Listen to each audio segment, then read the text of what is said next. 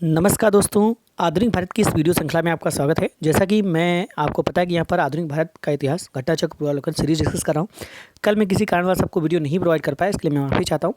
आज से डेली आपको वीडियो जहाँ पर सुबह और शाम मिल जाएंगे। मैं जैसा कि बता रहा हूँ कि सुबह में आधुनिक भारत का इतिहास सुबह के टाइम लगभग 11 बजे के आसपास, 11 से 12 बजे के आसपास आपको वीडियोस प्रोवाइड करते हैं। और साथ ही साथ यहाँ पर जियोग्राफी का भी वीडियो प्रोवाइड किया जा रहा है, जो कि रात के 11 से 12 बजे के आसपास आपको वीडियोस प्रोवाइड किए जा रहे हैं। तो दोस्तों, ये सारे वीडियोस को आप जरूर देखें। अगर आप किसी भी एग्जाम की प्रिपरेशन करें, ये आर या इवन आप किसी भी एग्जाम की प्रिपरेशन करें जिसमें आपका हिस्ट्री का क्वेश्चन आता है और जियोग्राफी का क्वेश्चन पूछा जाता है, तो सारे एग्जाम्स के लिए बहुत ही ज़्यादा महत्वपूर्ण है। बस दोस्तों, आप लोगों से एक रिक्वेस्ट है, आप लोग इसको शेयर नहीं करते हैं तो ज़्यादा से ज़्यादा शेयर करें ताकि लोगों के साथ पहुंच सके और हमें भी थोड़ा सा प्रोत्साहन मिल सके, हम कंटिन्यू सीरीज को जारी रख सकें।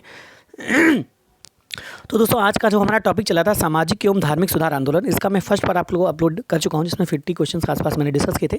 और उसके आगे के आज क्वेश्चन डिस्कस करेंगे और इसी तरह से ये दोनों पार्ट में आपका ये पूरा का पूरा टॉपिक कंप्लीट हो जाएगा। और जैसा कि आपको पता है, मैं यहाँ पर टॉपिक वाइज चल रहा हूँ। ठीक है, तो चलिए शुरू करते हैं आज का हमारा वीडियो सेशन। पहला है दोस्तों यहाँ पर क्वेश्चन, प्रार्थना समाज के संस्थापक कौन थे?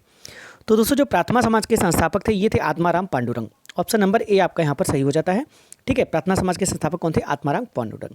नेक्स्ट है, महाराष्ट्र में प्रार्थना समाज का मुख्य संचालक कौन था?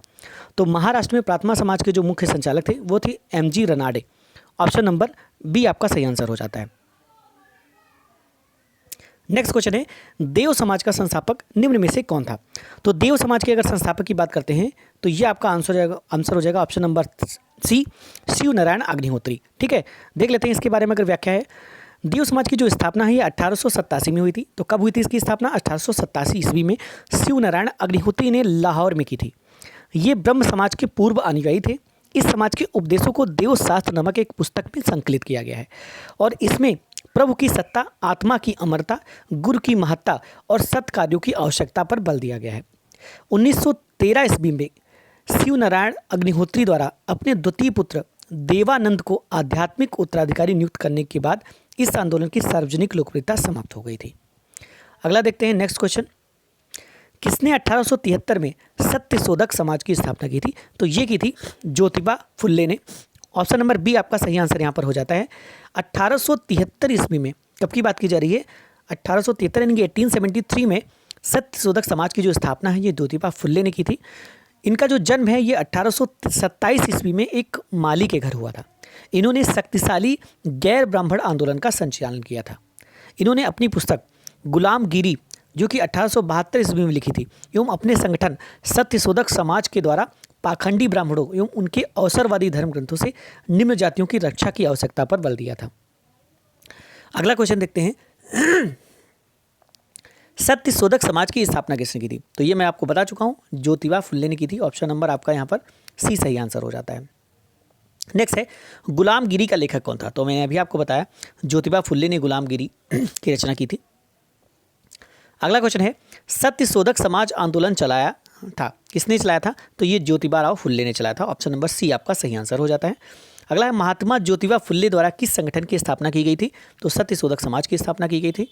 नेक्स्ट क्वेश्चन देखते हैं, पिछड़े वर्गों का उत्थान किसका मुख्य कार्यक्रम था? तो ये अभी मैंने बताया आपको, ज्योतिबा फुल्ले का मुख्य कार्यक्रम था। सत्यशोधक समाज के द्वारा जो ज्योतिबा फुल्ले के द्वारा जो संस्थापित सत्यशोधक समाज था, इसका कार्यक्रम था। ऑप्शन नंबर बी आपका सही आंसर यहाँ पर हो जाता है। ठीक है, पिछड़े वर्गों का उत्थान सत्यशोधक समाज का मुख्य कार्यक्रम था। इसकी स्थापना 1873 ईस्वी में ज्योतिबा फुल्ले ने की थी। यह आंदोलन दलितों और निम्न जाति के लोगों के कल्याण के लिए चलाया गया। अपनी ब्राह्मण विरोधी गतिविधियों का संगठित रूप से प्रसार करने के लिए उन्होंने आलोचनात्मक ग्रंथों, सार्वजनिक सत्य धर्म पुस्तक तथा गुलामगिरी की भी रचना की थी। ठीक है, नेक्स्ट क्वेश्चन देखते हैं, सत्यशोधक समाज ने संगठित है बिहार में आदिवासियों के उन्नयन का एक आंदोलन, महाराष्ट्र में एक जाति विरोधी आंदोलन। तो आंसर हो जाएगा आपका ऑप्शन नंबर सी, महाराष्ट्र में एक जाति विरोधी आंदोलन। 1873 ईस्वी में सत्यशोधक समाज की जो स्थापना है ये ज्योतिबा फुल्ले ने महाराष्ट्र में की थी। सत्यशोधक समाज से पहले भी इस देश में सामाजिक और धार्मिक सुधार आंदोलन चले, किंतु सत्यशोधक समाज इन सबसे अलग एवं विशिष्ट है। इसमें ऊंचे वर्णों एवं श्रेणियों के प्रति पिछड़ी जातियों का विद्रोह प्रमुख था। अगला क्वेश्चन है, वह बंगाली नेता कौन था जिसने सामाजिक धार्मिक सुधारों का विरोध किया और रूढ़िवादिता का समर्थन किया? तो ये थे राधाकांत देव। ऑप्शन नंबर ए आपका सही आंसर हो जाता है। राधाकांत देव ने 1830 ईस्वी में बंगाल में धर्म सभा की स्थापना की, सामाजिक सुधारिक आंदोलनों का विरोध किया और रूढ़िवादिता का समर्थन किया था। अगला है राधा स्वामी सत्संग के संस्थापक कौन थे? तो इसके संस्थापक थे शिवदयाल साहब। राधा स्वामी सत्संग आंदोलन की जो स्थापना है ये 1861 ईस्वी में आगरा में एक महाजन या बैंकर तुलसीराम जो शिवदयाल साहब या स्वामी जी महाराज के नाम से लोकप्रिय थे ने की थी। राधा स्वामी मत को मानने वाले लोग एक ही परमेश्वर, गुरु की महत्ता, संतों का साथ, सत्संग तथा साधारण जीवन में विश्वास करते थे। उनका मानना था कि आध्यात्मिक उपलब्धियों के लिए सांसारिक जीवन का परित्याग आवश्यक है तथा यह भी जन सच्चे हैं। यह पंथ मंदिरों, तीर्थों अथवा पवित्र स्थलों को कोई महत्व नहीं देता था। धर्म और दान के कार्य, सेवा और प्रार्थना की भावना इसकी आवश्यक कर्तव्य थे। अगला क्वेश्चन देखते हैं, महाराष्ट्र के किस सुधारक को लोकहितवादी कहा जाता है? तो ये कहा जाता है गोपाल हरि देशमुख को। ठीक है, महाराष्ट्र के समाज सुधारक गोपाल हरि देशमुख, जिनका कार्यकाल 1823 से 92 रहा, लोकहितवादी के रूप में प्रख्यात थे। पेशी की दृष्टि से न्यायाधीश गोपाल हरि 1880 ईस्वी में गवर्नर जनरल की काउंसिल के सदस्य भी रहे। ये महान समाज सुधारक तथा बौद्धिक चिंतक थे। इन्होंने बौद्धिक दृष्टिकोण का परिष्कार करने तथा देश की समस्याओं का समाधान करने के लिए लोगों के सम्मुख आत्मनिर्भर बनने तथा पश्चिमी शिक्षा की आवश्यकता का पक्ष प्रस्तुत किया। इन्होंने स्त्री आंदोलन का समर्थन करते हुए स्त्री शिक्षा के प्रसार का पक्ष लिया। ये राष्ट्रीय आत्मनिर्भरता के समर्थक के रूप में हाथ से बुने हुए खादी के वस्त्र पहनकर 1876 में दिल्ली दरबार में भी उपस्थित हुए थे। अगला क्वेश्चन है, लोक हितवादी उपनाम से किसे जाना जाता है? तो मैं अभी आप लोगों को बता चुका हूँ, गोपाल हरि देशमुख को। अगला क्वेश्चन देखते हैं, महाराष्ट्र में विधवा पुनर्विवाह हेतु अभियान का नेतृत्व किसने किया था? तो ये किया था विष्णु परशुराम पंडित ने। ठीक है, महाराष्ट्र में विधवा पुनर्विवाह हेतु प्रथम अभियान का जो नेतृत्व है ये विष्णु परशुराम पंडित ने किया था। इन्होंने वर्ष 1850 में विडो रीमैरिज सोसाइटी की स्थापना की और साथ ही विधवा पुनर्विवाह आंदोलन भी चलाया था। BM मालाबारी बाल विवाह प्रथा को वैधानिक रूप से समाप्त करने के लिए प्रसिद्ध हैं। अगला है, 19वीं शताब्दी के महानतम पारसी समाज सुधारक कौन थे? तो ये थे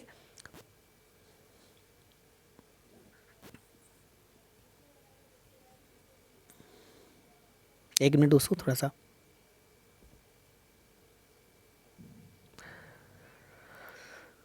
19वीं सदी के महानतम पारसी समाज सुधारक कौन थे? तो ये थे बहराम जी एम मालाबारी। ठीक है, 19वीं सदी के जो महानतम पारसी समाज सुधारक थे ये बहराम जी एम मालाबारी थे। इनका जन्म बड़ौदा के पारसी परिवार में 1853 ईस्वी में हुआ था। कब हुआ था? 1853 ईस्वी में। और इन्होंने बाल विवाह के खिलाफ तथा विधवा विवाह के समर्थन में एक परिपत्र का संपादन किया था। 1891 ईस्वी का सम्मति आयु अधिनियम, एज ऑफ कंसेंट एक्ट, इन्हीं के प्रयासों से पारित हुआ था। अगला है, the age of consent act किस वर्ष पारित हुआ था? तो मैंने अभी बताया ये 1891 ईस्वी में पारित हुआ था। अगला है, उसका प्रधान संबल था सामाजिक और धार्मिक सुधार। उसने सामाजिक बुराइयों के निराकरण के लिए विधान निर्माण का सहारा लिया और बाल विवाह, पर्दा प्रथा के उन्मूलन के लिए अविराम परिश्रम किया।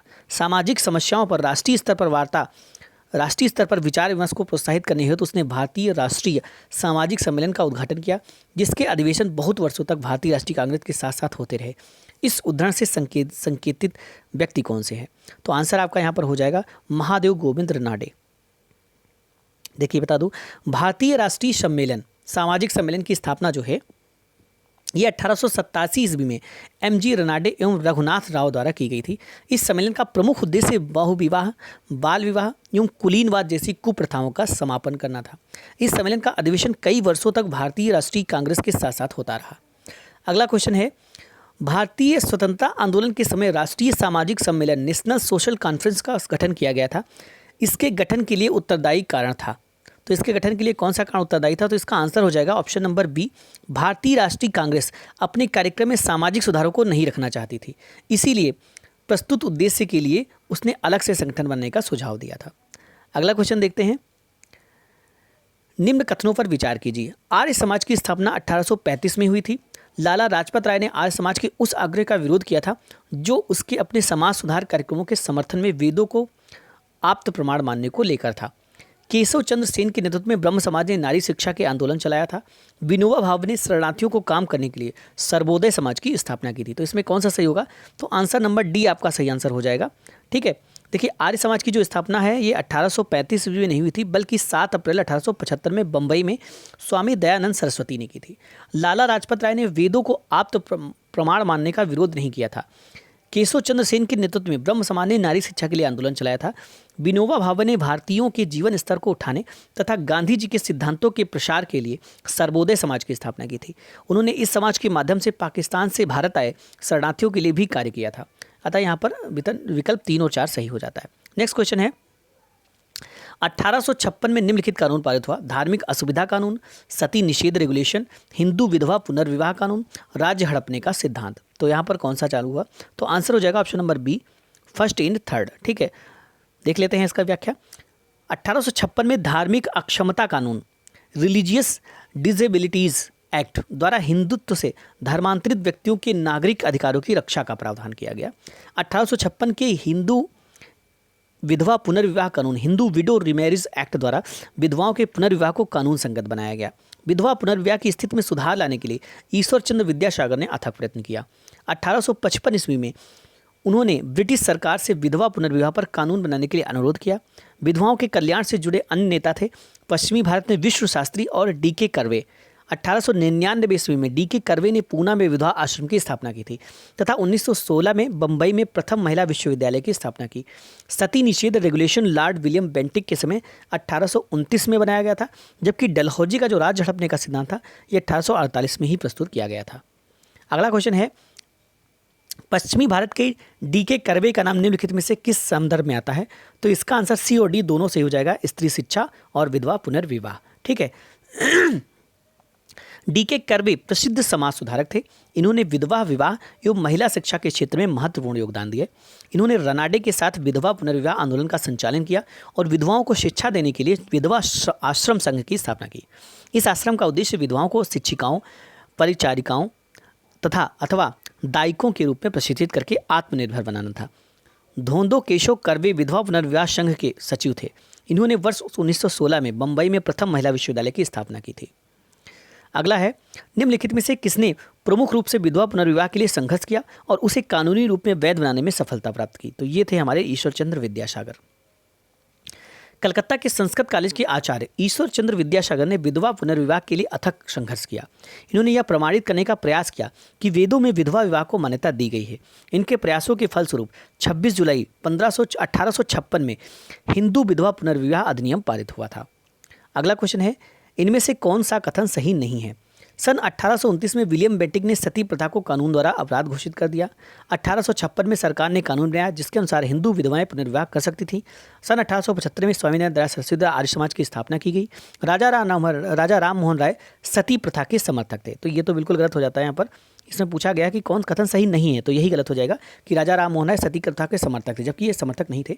राजा राम मोहन राय ने सती प्रथा का प्रबल विरोध किया था। यह उन्हीं के प्रयासों का फल था कि 1829 के 17वें नियम के अनुसार विधवाओं को जीवित जलाना बंद कर दिया गया और न्यायालयों को आज्ञा दी गई कि वे ऐसे मामलों में सदोष मानव हत्या के लिए मुकदमा चलाएं और दोषियों को दंडित करें। अगला है, 1843 के एक्ट 5 ने किस बात को गैर कानूनी बना दिया था? तो आंसर आपका हो जाएगा गुलामी। लॉर्ड एलनबरो के काल में 1843 के एक्ट 5 ने गुलामी दास्तां को गैर कानूनी बना दिया। 1833 के चार्टर में एक धारा जोड़ी गई थी जिसमें दास्तां को शीघ्र समाप्त करने को कहा गया था। अंत में 1843 ईस्वी में समस्त भारत में दास्तां अवैध घोषित कर दी गई और मालिकों को कोई प्रतिकर दिए बिना सभी दास स्वतंत्र कर दिए गए। निम्नलिखित में से किसी ने 1872 में नेटिव मैरिज एक्ट को पारित कराने में महत्वपूर्ण भूमिका निभाई थी? तो आंसर हो जाएगा केशव चंद्र सेन। ठीक है, केशव चंद्र सेन ने 1872 ईस्वी के नेटिव मैरिज एक्ट को पारित कराने में महत्वपूर्ण भूमिका निभाई थी। इस एक्ट से लड़कियों के लिए विवाह की न्यूनतम आयु 14 वर्ष तथा लड़कों के लिए न्यूनतम आयु 18 वर्ष निर्धारित की गई थी। इसे ब्रह्म विवाह अधिनियम भी कहा गया। अगला है, बाल विवाह प्रथा को नियंत्रित करने हेतु 1872 के सिविल मैरिज एक्ट ने लड़कियों के विवाह की न्यूनतम उम्र निर्धारित किया था। तो ये निर्धारित किया था 14 वर्ष। ठीक है, 1872 में एक कानून द्वारा, जिसे प्राय नेटिव या सिविल मैरिज एक्ट कहते हैं, 14 वर्ष से कम आयु की कन्याओं तथा 18 वर्ष से कम आयु के लड़कों का विवाह वर्जित कर दिया गया। यह बहुपत्नी प्रथा भी समाप्त कर दी गई, परंतु यह हिंदू, मुस्लिम एवं अन्य मान्यता प्राप्त धर्मावलंबियों पर लागू नहीं होता था और इसका सारथी समाज पर कोई विशेष प्रभाव नहीं हुआ। एक पारसी सुधारक B.M. मालाबारी के प्रयत्नों के फलस्वरूप 1891 में संपत्ति आयु अधिनियम, ठीक है, एज ऑफ कंसेंट एक्ट पारित किया गया, जिसमें 12 वर्ष से कम आयु की कन्याओं के विवाह पर प्रतिबंध लगा दिया गया। सम्मति आयु अधिनियम 1892 का बाल गंगाधर तिलक ने विरोध किया था। फिर 1853 में जन्मे ये पश्चिम भारत के पारसी थे। ये इंडियन स्पेक्टेटर तथा वॉइस ऑफ इंडिया के संपादक थे। ये एक समाज सुधारक थे और सम्मति आयु अधिनियम 1891 के पक्ष में प्रमुख संघर्षकर्ता भी थे। तो ये आपके थे BM Malabari. Option number B आपका सही आंसर हो जाएगा। बहराम जी मालाबारी एक पारसी थे। इन्होंने इंडियन स्पेक्टेटर तथा वॉइस ऑफ इंडिया का संपादन किया था। ये सम्मति आयु अधिनियम 1891 के प्रबल पक्षधर थे। इस अधिनियम के द्वारा लड़कियों के विवाह की न्यूनतम आयु 12 वर्ष कर दी गई। बाल गंगाधर तिलक ने इस अधिनियम का विरोध किया था। अगला है शारदा अधिनियम के अंतर्गत लड़कियों एवं लड़कों के विवाह की न्यूनतम आयु क्रमशः कितनी निर्धारित की गई थी? तो ये हो जाएगा 14 एवं 18। ठीक है। 1929 ईस्वी में अजमेर निवासी एवं प्रसिद्ध शिक्षाविद डॉक्टर हर्षविलास शारदार के प्रयत्नों से एक बाल विवाह निषेध कानून बन पाया। उन्हीं के नाम पर ही इसे शारदा अधिनियम, शारदा एक्ट कहा गया। इस अधिनियम के द्वारा लड़कियों के विवाह की न्यूनतम सीमा 14 वर्ष एवं लड़कों की 18 वर्ष कर दी गई। अगला है शारदा एक्ट संबंधित था। तो ये किससे संबंधित था? ये था बाल विवाह प्रतिबंध से। अगला क्वेश्चन देखते हैं। थियोसोफिकल सोसाइटी की स्थापना किसने की थी? तो ये की थी मैडम HP ब्लावेस्ट की। देखिए, थियोसोफिकल सोसाइटी की जो स्थापना है एक रूसी महिला मैडम HP ब्लावेत्स्की, अमेरिकी सैनिक अधिकारी कर्नल अल्काट, विलियम क्लॉन जज एवं अन्य द्वारा 1875 में न्यूयॉर्क में की गई थी। इस सोसाइटी के संस्थापक 1882 ईस्वी में मद्रास के पास अडयार नामक स्थान पर सोसाइटी का मुख्यालय स्थापित किए, जो बाद में इसका अंतर्राष्ट्रीय कार्यालय बना। इसका मुख्य उद्देश्य प्राचीन हिंदू धर्म में लोगों के आत्मविश्वास को जगाना और बढ़ाना तथा धर्म को समाज सेवा का मुख्य आधार बनाना था। जबकि राजा राममोहन राय द्वारा 1828 में ब्रह्म समाज एवं स्वामी विवेकानंद द्वारा 1897 में रामकृष्ण मिशन की स्थापना की गई थी। अगला, भारत में थियोसोफिकल सोसाइटी की सफलता मुख्यतः थी क्या थी? यह थी एनी बेसेंट के कारण। ऑप्शन नंबर ए आपका सही आंसर हो जाएगा।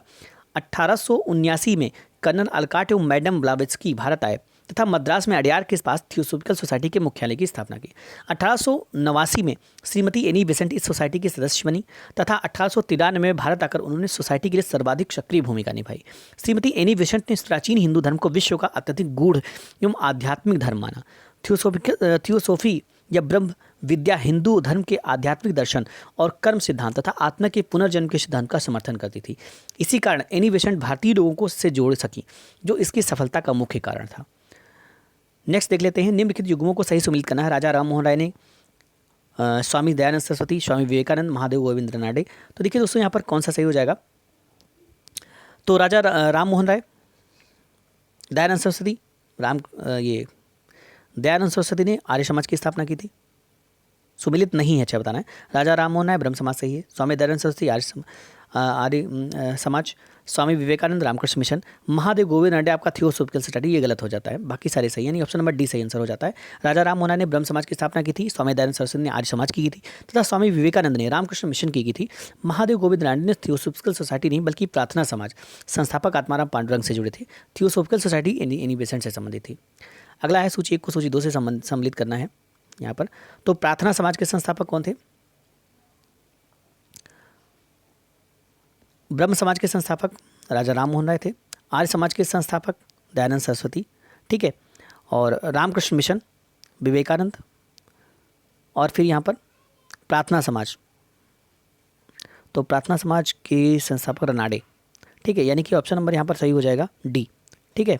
Theosophical society Annie Besant, Ramakrishna mission Ramakrishna Paramhansa, Brahmo Samaj Raja Rammohan Roy और आर्य समाज दयानंद सरस्वती।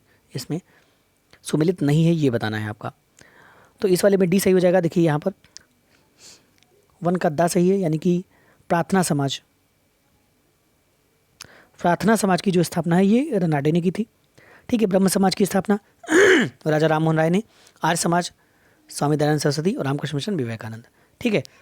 इसमें देख लेते हैं कौन सा सुमिलित नहीं है। तो थियोसोफिकल सोसाइटी से एनी बेसेंट से जुड़ी है। रामकृष्ण मिशन रामकृष्ण परमहंस गलत हो जाएगा, यहाँ पर स्वामी विवेकानंद सही होगा। ऑप्शन नंबर बी आपका यहाँ पर सही आंसर हो जाता है। नेक्स्ट निम्नलिखित कौन एक सुमिलित नहीं है? तो प्रार्थना समाज, यहाँ पर आत्मीय सभा देवेंद्रनाथ टैगोर, ये आपका गलत हो जाएगा। आत्मीय सभा की स्थापना 1815 में राजा राम मोहन राय ने की थी, ठीक है। प्रार्थना समाज की स्थापना 1867 में डॉक्टर आत्माराम पांडुरंग के नेतृत्व में हुई थी। 2 वर्ष बाद इसमें आर.जी. भंडारकर और महादेव गोविंद रानडे भी शामिल हुए। 1866 में ब्रह्म समाज का विभाजन हो गया। देवेंद्रनाथ टैगोर के नेतृत्व में आदि ब्रह्म समाज तथा केशवनाथ के नेतृत्व में भारतीय ब्रह्म समाज। परम संत तुलसी साहिब राधा स्वामी सत्संग से संबंधित है। नेक्स्ट है सूची 1 को सूची 2 से यहाँ पर सम्मिलित करना है। ब्रह्म समाज, मानव धर्म सभा, आर्य समाज और नदवा उल उलमा। तो देख लेते हैं इसका क्या है। देखिए 1800 डी यहाँ पर से हो जाएगा 3214, तो इसका हो जाएगा 3214, यानी कि पहला का हो जाएगा कलकत्ता और दूसरे का हो जाएगा सूरत और तीसरे का हो जाएगा मुंबई और चौथे का हो जाएगा लखनऊ, ठीक है। ये आपका सही आंसर हो जाता है। देख लेते हैं 1828 में राजा राम मोहन ने ब्रह्म समाज की नींव कलकत्ता में डाली। मानव धर्म सभा की स्थापना सूरत में हुई। 1875 में दयाराम सरस्वती ने बंबई में आर्य समाज की स्थापना की, जिसका मुख्य उद्देश्य प्राचीन वैदिक धर्म की शुद्ध रूप से पुनः स्थापना करना था। नवदा उल उलमा की स्थापना लखनऊ में हुई। इसने मुस्लिम सामाजिक सुधारों के क्षेत्र में अत्यधिक प्रयास किया। अगला है निम्नलिखित में से किस सुधारक ने 1826 के जूरी अधिनियम का घोर विरोध किया था। तो आंसर इसका हो जाएगा राजा राम मोहन राय। 1826 में ज्यूरी एक्ट पारित किया गया था, जिसके अंतर्गत न्यायालयों में धार्मिक आधार पर भेदभाव की शुरुआत हुई। इसके अंतर्गत यह प्रावधान था कि हिंदू तथा मुसलमानों के मामलों की सुनवाई किसी यूरोपीय अथवा भारतीय ईसाई जजों द्वारा तो की जा सकती थी, किंतु किसी भी ईसाई चाहे वह यूरोपीय हो या अथवा भारतीय की सुनवाई किसी हिंदू अथवा मुसलमान न्यायाधीश द्वारा नहीं की जा सकती। राजा राम मोहन राय ने इस भेदभाव का जोरदार तरीके से विरोध किया था। अगला क्वेश्चन है, सुमेलित करना है यहाँ पर। प्रार्थना समाज की स्थापना किसने की थी। राजा रामकृष्ण मिशन की स्थापना रामकृष्ण मिशन, स्वामी दयानंद सरस्वती, स्वामी विवेकानंद। सत्य शोधक समाज की किसने की थी। और Mohammed Anglo Oriental College Aligarh, sir Syed Ahmad Khan हो जाएगा ये, ठीक है। प्रार्थना समाज ज्योतिबा फुले, एक मिनट प्रार्थना देख लेते हैं। प्रार्थना समाज की स्थापना प्रार्थना समाज की केशव शरण की प्रेरणा द्वारा आत्माराम पांडुरंग ने की थी। यहाँ पर आत्माराम पांडुरंग तो इसमें है नहीं, तो ने की थी 1867 में मुंबई में की थी। रामकृष्ण मिशन की स्थापना स्वामी विवेकानंद ने 1897 में की थी। सत्यशोधक समाज की ज्योतिबा फुले ने की थी 1873 में। तो सत्यशोधक समाज की ज्योतिबा फुले ने की थी, तो इसका हो जाएगा ज्योतिबा फुले, ठीक है। सत्यशोधक समाज की ज्योतिबा फुले ऐसे सही हो जाएगा, ठीक है। स्वामी विवेकानंद, रामकृष्ण मिशन और प्रार्थना समाज और ये Anglo Oriental sir Syed Ahmad Khan और प्रार्थना समाज फिर महादेव गोविंद रानडे से संबंधित हो जाएगा, ठीक है। Mohammed Anglo Oriental College Aligarh की सर सैयद अहमद खान ने की थी। नेक्स्ट है, निम्नलिखित में से कौन एक सुमेलित नहीं है। तो इसका आंसर आपका हो जाएगा option number D, Gopal Krishna Gokhale, the servant of Indian society. ये आपका गोपाल कृष्ण गोखले गलत है, बाकी सारे के सारे यहाँ पर सही हैं। देख लेते हैं इसकी व्याख्या। रानडे के शिष्य गोपाल कृष्ण गोखले ने 1905 में सर्वेंट ऑफ इंडियन सोसाइटी की स्थापना की। गोपाल कृष्ण गोखले ने कांग्रेस के 21वें कौन सा सही सुमेलित है, तो ये सही हो जाएगा आपका the servant of India society, Gopal Krishna Gokhale इससे संबंधित है। बाकी भारतीय ब्रह्म समाज की तो स्थापना यहाँ पर राजा राममोहन राय की द्वारा की गई थी, जबकि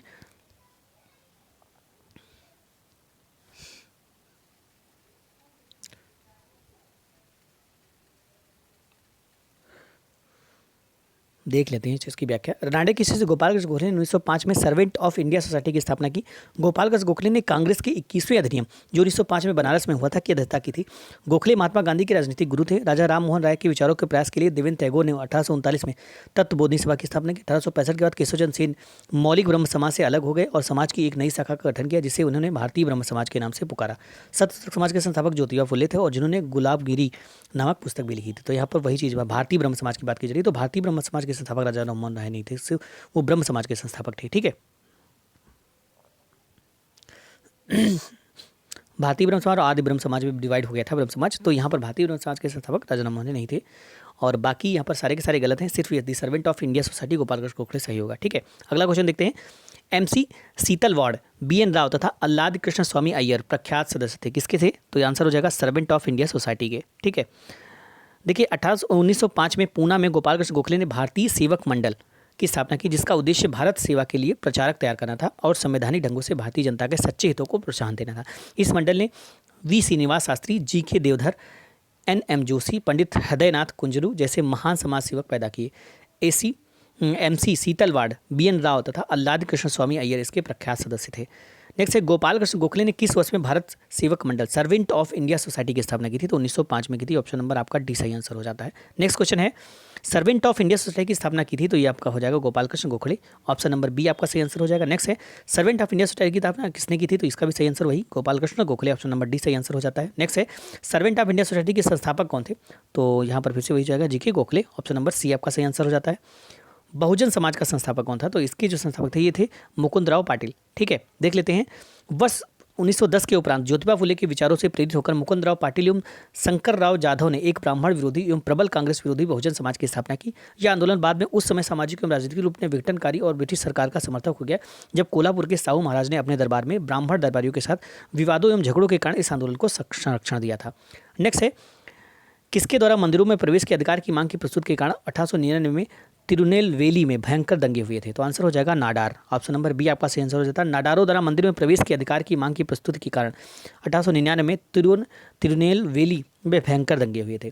किसने कहा था कि यदि भगवान अस्पृश्यता को सहन करते हैं तो मैं उन्हें कभी नहीं भगवान मानूंगा? इसका आंसर हो जाएगा Bal Gangadhar Tilak. Option number B. छुआछूत उन्मूलन के लिए आयोजित एक सम्मेलन में तिलक ने कहा था यदि भगवान भी छुआछूत को बर्दाश्त करे तो मैं भगवान को नहीं मानूंगा। तिलक को लोग प्रायः लोकमान्य और भारत का बेताज बादशाह कहते थे। क्वेश्चन नंबर नेक्स्ट है आपका यहाँ पर बताना है, सही मिलान करना है। तो इसका जो हो गया सही आंसर डी हो जाएगा यहाँ पर 4123। तो यहाँ पर हो जाएगा आपका पहला राजा राम मोहन राय का हो जाएगा। यह कहा कि हिंदू धर्म का शुद्धतम रूप उपनिषदों में निहित है। इन्होंने ये कहा था। केशव चंद्र सेन ने कहा था यह कहना कि ब्रह्मवाद को विश्व धर्म मानना चाहिए।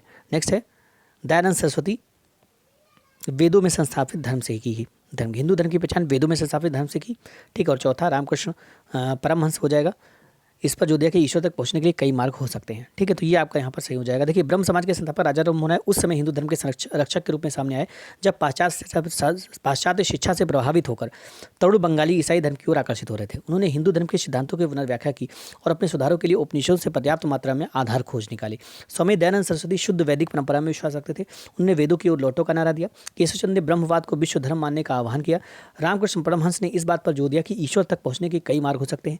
उन्होंने उपासना के सभी रूपों में एक ही परमात्मा की आराधना करते हुए सभी धर्मों की पूजा विधियों में एक ही ईश्वर की खोज की, जिसे पाने के लिए सभी धर्मावलंबी अपने अपने मार्ग से उस गंतव्य का ध्यान करते हैं।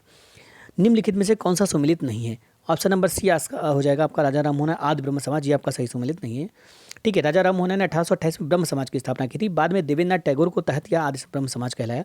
1865 में ब्रह्म समाज में उस समय इसका पहली फूट पड़ी जब देवेंद्रनाथ के समूह से जो अपने आप को आदि ब्रह्म समाज कहता था केशव चंद्र सेन का समूह टूटकर अलग हो गया और उसके भारतीय ब्रह्म समाज अथवा नया विधान या सम्मेलन नव विधान का नाम धारण कर लिया। आदि ब्रह्म समाज का नारा था ब्रह्मवाद की हिंदूवाद है, लेकिन नव विधान का नारा था ब्रह्मवाद श्रेष्ठ और सार्वभौमिक है। नेक्स्ट है निम्नलिखित समाज सुधारकों में कौन संस्कृत भाषा में प्रवीणता के लिए जाना जाता है? तो आंसर आपका यहाँ पर हो जाएगा उपयुक्त सभी इसमें दयानंद सरस्वती, ईश्वरचंद्र विद्यासागर, राजा राम मोहन राय। दयानंद सरस्वती, ईश्वरचंद्र विद्यासागर और राजा राम मोहन राय अंग्रेजी शासन के दौरान भारत में धार्मिक सामाजिक सुधार हेतु अनथक प्रयत्न किए। तीनों ही संस्कृत भाषा में प्रवृत्त थे और हिंदू धर्म तथा समाज में फैली कुरीतियों का खंडन किया। निम्नलिखित कथनों पर विचार कीजिए। ब्रह्म समाज एक ईश्वरवाद का समर्थन करता था। आर्य समाज ने शिक्षा के विकास में योगदान दिया। रामकृष्ण मिशन की स्थापना स्वामी विवेकानंद ने की थी। तो आंसर इसका हो जाएगा ऑप्शन नंबर ए, तीनों यहाँ पर सही हैं। देखिए 20 अगस्त 1828 को राजा राम मोहन राय ने ब्रह्म समाज की स्थापना की। इसका उद्देश्य ईश्वरवाद की उपासना, मूर्ति पूजा का विरोध, पुरोहितवाद का विरोध तथा अवतारवाद का खंडन था। आर्य समाज की स्थापना 1875 में दयानंद सरस्वती ने की थी। आर्य समाज के अनुयायियों ने विद्या के प्रसार और शिक्षा के प्रसार के क्षेत्र में विशेष कार्य किया। रामकृष्ण मिशन की स्थापना 1897 में स्वामी विवेकानंद ने की थी। नेक्स्ट है भारत में नारी आंदोलन इनकी प्रेरणा से प्रारंभ हुआ था। तो आंसर आपका यहाँ पर हो जाएगा ज्योतिबा फुल्ले। ठीक है, देखिए प्रश्नगत विकल्प में भारत में नारी आंदोलन ज्योतिबा फुले की प्रेरणा से प्रारंभ हुआ। ज्योतिबा फुले मानते थे कि महिलाओं एवं दलितों का उत्थान करके ही सामाजिक बुराइयों को दूर किया जा सकता है। 1848 में उन्होंने लड़कियों के लिए एक स्कूल खोला। यह लड़कियों के लिए भारत का प्रथम स्कूल था। आधुनिक भारत में महिला आंदोलन की प्रेरणा स्रोत रमाबाई रानडे थी। महादेव गोविंद रानडे की पत्नी श्रीमती रमाबाई ने सेवा सदन नामक संगठन की स्थापना की थी।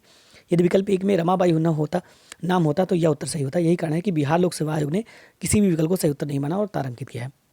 नेक्स्ट है ब्रह्म समाज, रामकृष्ण मिशन और आर्य समाज में क्या समानता थी? तो आंसर आपका यहाँ पर हो जाएगा तीनों ही राजनीतिक उद्देश्यों के लिए नहीं बल्कि लेकिन तीनों ही देशभक्ति की भावना के विकास से सहायता थी।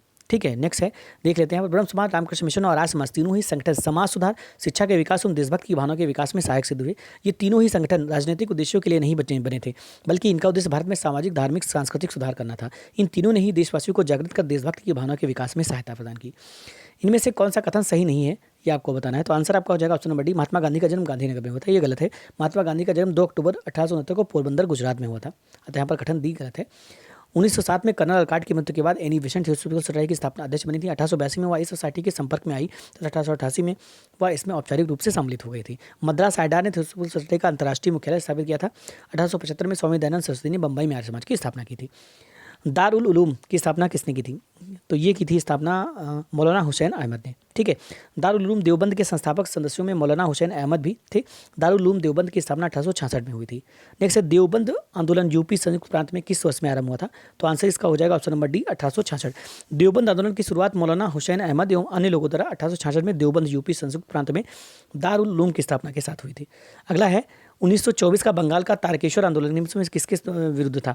तो आंसर आपका यहाँ पर हो जाएगा मंदिरों के में भ्रष्टाचार के विरुद्ध था। देखिए 1924 में बंगाल के तारकेश्वर शिव मंदिर के भ्रष्ट महंत के विरुद्ध तारकेश्वर आंदोलन चला। महंत पर एक सरकारी कर्मचारी की पत्नी के साथ अवैध संबंध था। मंदिर के धन के दुरुपयोग जैसे आरोप लगे थे। ठीक है। नेक्स्ट है, हाली पद्धति संबंधित थी, किससे संबंधित थी? तो ये संबंधित थी बंधुआ मजदूर से। ऑप्शन नंबर ए आपका सही आंसर हो जाता है। हाली पद्धति बंधुआ मजदूरी एवं बंधुआ मजदूरी से संबंधित है। हाली पद्धति के अंतर्गत बारदौली क्षेत्र में कफिर राज जनजाति के लोगों को उच्च जातियों के यहाँ पुश्तैनी मजदूर के रूप में कार्य करना होता था। ठीक है। तो दोस्तों ये थे यहाँ पर आज का क्वेश्चंस, और ये थोड़ा सा वीडियो लंबा हो गया है, और नेक्स्ट हम टॉपिक कल डिस्कस करेंगे। और कल का हमारा जो टॉपिक रहेगा वो मैं आप लोगों को यहाँ पर बता देता हूँ। कल का हमारा टॉपिक यहाँ पर क्या रहने वाला है? तो कल का है कांग्रेस से पूर्व स्थापित राजनीतिक संस्थाएं। ये हमारा टॉपिक हुआ। तो आज के लिए बस इतना ही। मिलते हैं नए वीडियो के साथ, तब तक के लिए थैंक्स फॉर